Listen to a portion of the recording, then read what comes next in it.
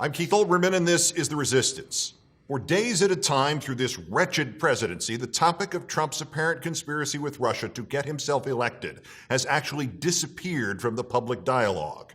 Sessions, Flynn, Trump Jr., Manafort, Kushner, embassies, signal intelligence, Kislyak, Carter Page, Comey, Mueller, Veselnitskaya, Roger Stone, Steele, Guccifer 2.0, Assange, Kalugin, Gorka, Nunes, Bannon, Cambridge Analytica, Putin, all of them periodically crowded off the front pages of your mind, and yet somehow always we come back to Russia. And we come back to it almost solely, almost exclusively, almost entirely because of the dedication and the single-mindedness of one man, Donald Trump's worst enemy on the subject of Russia, Donald Trump. Moreover, because Trump cannot stop reminding us of it, we keep coming back to one specific part of the Russia story that few people besides him seem to take seriously or even think is relevant: the PP tape. Saturday morning, he retweeted the link to what even Fox News treated as a trivial aside of a story. He added, quote, "In other words, Russia was against Trump in the 2016 election." Yeah, that's not only not true and not in that story, but most importantly of all, that story had gone unnoticed.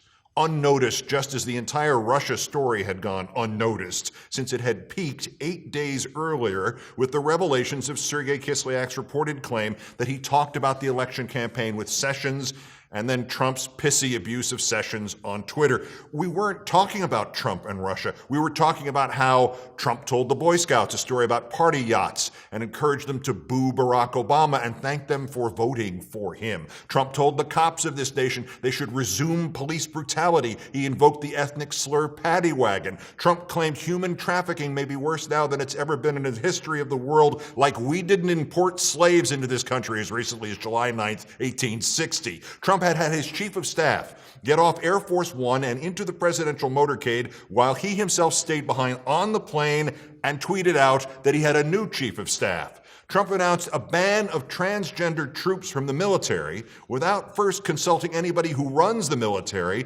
apparently to try to save a few $1 million with which to build an estimated 74 miles of his goddamned wall. Trump threatened Senator Murkowski and all but ignored Senator McCain and promptly lost on Obamacare again because of the votes of Senator Murkowski and Senator McCain. And Trump got a new communications director who helped to oust the old chief of staff, and the first day the new chief of staff showed up for work, he helped fire the new communications director.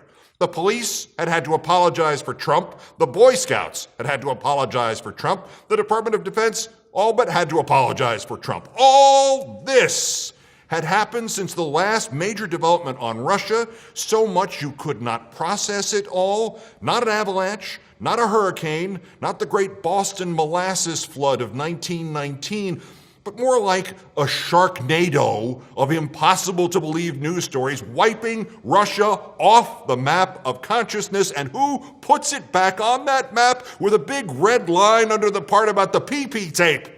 Trump did.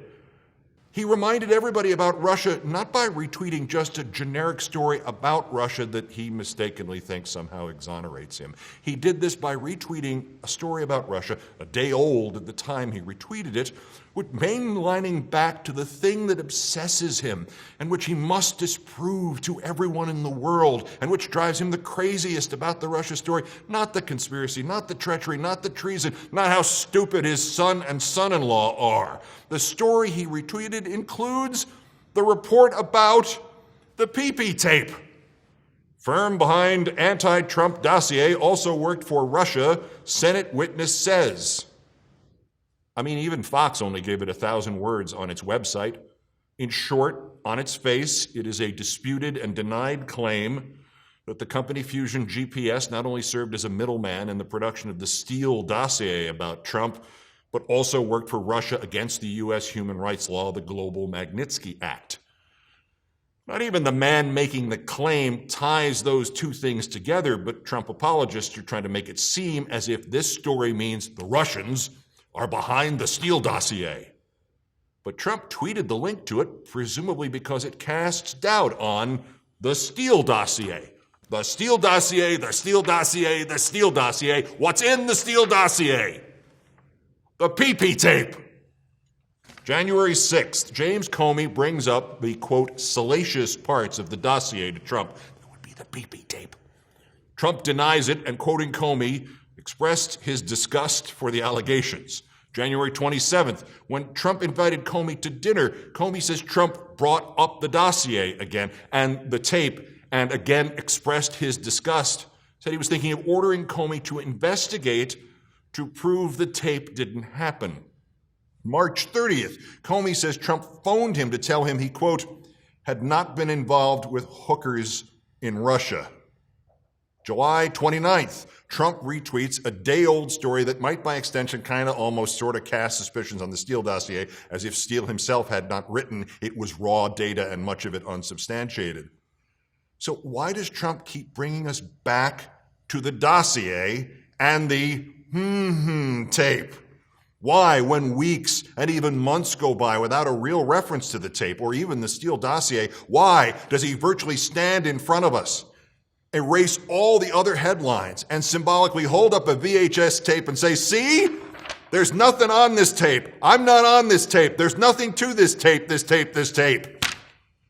Boy Scouts, Scaramucci hired, Scaramucci fired, paddy wagons, transgender troops, Priebus, repeal and replace McCain, Murkowski, and go Bannon yourself. All of it in roughly 1 week, filling the airwaves, consuming the internet, breaking Twitter, causing the Russia story, the dossier, the tape to all recede into the darkness, and Donald Trump just pulled it back out and put up 27 more spotlights on it to make sure the PP tape story doesn't dry up. Resist. Remove. Peace.